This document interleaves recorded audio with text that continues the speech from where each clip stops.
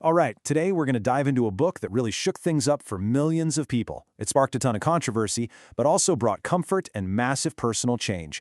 We're talking about Neale Donald Walsch's Conversations with God. I mean, really think about it for a second. What if you could just sit down and have a totally candid chat about all the big questions in life? Suffering, your purpose, love, what happens when we die, and actually get a clear, straight answer back. It's a pretty wild thought, and it's the entire foundation of the book we're exploring. So, back in 1995, a guy named Neale Donald Walsch claimed this exact thing happened to him. He was at a real low point in his life, homeless, jobless, just totally broken, and he sits down and writes this angry, frustrated letter to God, basically demanding answers. And to his total shock, he says a voice started answering him right there on the page. That back and forth became the dialogue for this massively influential series of books. So, what is this book exactly? Well, first off, it's not set up like a traditional religious text or scripture. It's presented as a direct Q&A session, a really intimate discussion that takes a lot of conventional ideas about God and spirituality and flips them right on their head. And you can see that right away when you look at the core focus here. It's not really about worship or obedience or following a strict set of rules. It's all about taking apart our fears, putting love at the center of everything, getting to know ourselves better, and stepping into our own power. For a lot of people, that's a huge shift from the religious frameworks they grew up with. And that leads us to the first major, and I mean major, new idea the book puts forward, a complete reimagining of who or what God is. So, on one side, you've got this very common picture of God, a distant, kind of stern judge, keeping a scorecard, ready to punish sin and demanding obedience. But on the other side, in Conversations with God, you get a totally different picture. God is presented as an intimate friend, someone who loves you unconditionally no matter what, and actually encourages you to go out and experience life, not just follow a rule book. This quote right here is a real showstopper for a lot of people. The idea that God doesn't judge you. Ever. It's not trying to say that actions don't have consequences. The point is to completely remove the whole concept of a divine punisher from the picture. The book claims that's just a big illusion. So what's the takeaway from that? It's pretty simple. If God isn't judging you, then all the guilt and fear so many of us carry around, well, it's just an unnecessary burden.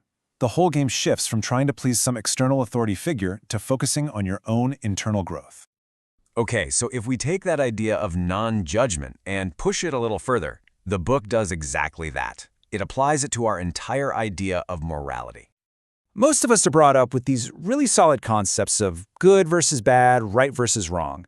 But this book comes along and says, hey, those are actually human-made ideas. Instead of some universal, rigid moral code, it suggests we look at our actions based on whether they work or don't work and helping us become the best version of ourselves. So, if you throw out that old framework, what's left? How are we supposed to make decisions? Well, the book proposes that we start asking ourselves a completely different kind of question. And there it is. This becomes your new moral compass. See how it's totally internal? It's not about an external rule. The focus is now on observing the actual consequences of your choices in your own life and seeing if they line up with the person you truly want to be. All right, next up is one of the most empowering and, for some people, one of the most difficult themes in the book, and that's the idea that you are personally creating your own reality.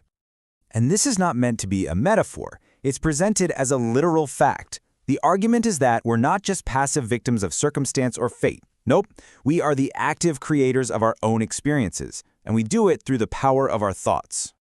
The book basically explains this as a kind of law of attraction. Every thought you have is creative.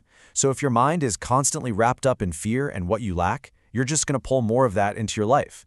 But if you can shift your focus to love, to gratitude, to abundance, you'll start creating that reality instead. This whole concept completely reframes something like prayer. The book says that when you pray for something, you're sending a powerful message to the universe that you don't have it. You're focused on the lack.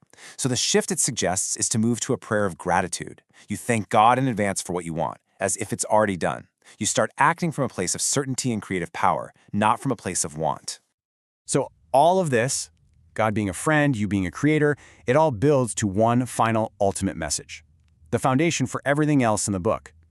What is the true driving force of the universe? This chart really gets to the heart of it. So much of how we're conditioned to see the world is built on fear, on guilt, and on this idea that we're all separate beings.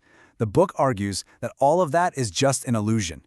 It claims the only thing that's actually real, the underlying truth of everything, is love, peace, and the fact that we are all one. And this quote just nails it. According to this dialogue, anything that isn't love is just a product of human illusion. So the entire spiritual journey is simply the process of remembering that. It's about returning to the recognition that love is the only thing that's real. So when you strip it all away, the book's ultimate purpose is to lead you back to yourself.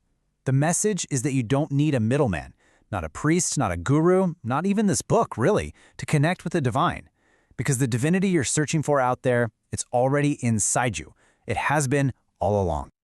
And that leaves us with one last thing to think about. Whether you see this book as a literal transcript from God or just some profound philosophy, it really forces you to ask this question. After everything we've just talked about, what is the one single foundational belief that you hold that if you were to just let it go would change absolutely everything?